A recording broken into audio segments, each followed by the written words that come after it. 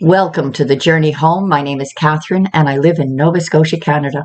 The following is an oracle reading of cards that I have chosen for you that I will read fully from and without advertisement. So please subscribe, hit that like, and share.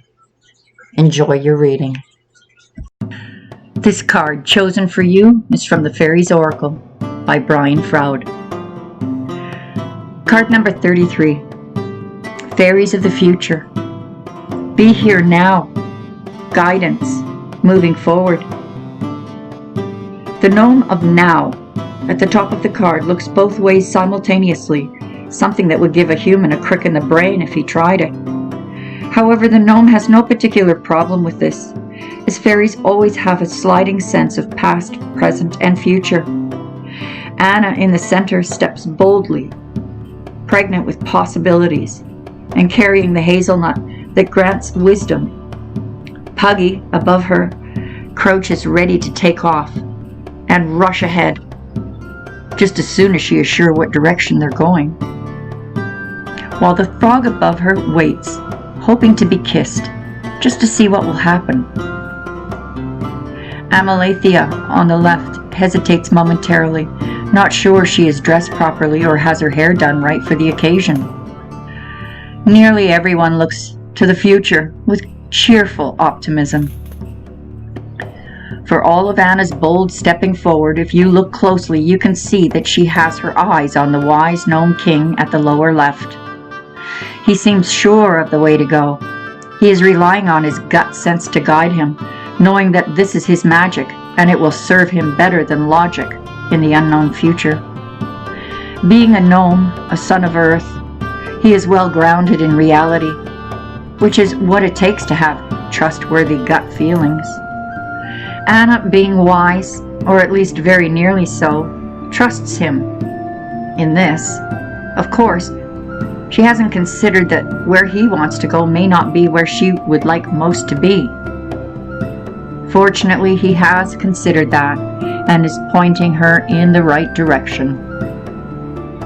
The pleasingly plump gnome lady, admiring the gnome king from her mushroom, hopes to be invited on the journey, though she would do better to invite herself, like all the others, instead of waiting. The old oak man in the lower right is firmly rooted in the present and has no desire to travel in space. His journey is through time only, as he contemplates the wisdom of stillness and deep roots. He is contented, serene, and wise because this life suits him, and he has learned to make the best of what he has. He is happy to watch the other fairies pass by. It suits him, but this is not a way most fairies and humans usually choose to live. Both humans and fairies are constantly adventuring into the future, being carried there by old Father Time and Earth Mother, acting hand in hand. Even the galaxies spin in the future, creating strange effects and relationships between time and space and light. He who hesitates doesn't get lost. He gets dragged along. Will he, nil he, bumping bruisingly behind the rest. He might be as well get up and hustle along too. It's ever so much nicer a way to travel. These fairies are on an exciting journey to co-create the future within the universe, just as we are. They greet each rising dawn and each rising moon with unconditional and expectant gratitude. Join them.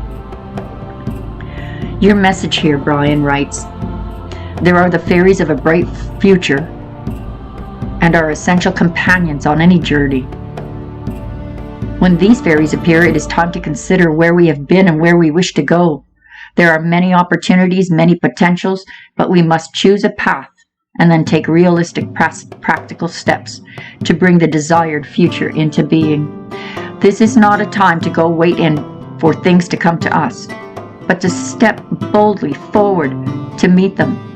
We may do this alone if we wish, or in the company of those who share our goals and our dreams. And as a warning, are you certain you are going in the right direction? That you wish to go? Or are you merely following someone else's lead without being clear about your own direction? It may be that you need to consider a parting of the ways if the goals of others do not match yours, or if they seem to be headed in a direction that is not right for you. This is the moment to pause and consider your direction. Think where you would like to be and who you would like to be a quarter of a century from now. Ask yourself if the steps you are considering now are apt to take you closer to that goal or farther from it. Ask the wise gnome king to point a clear direction for you.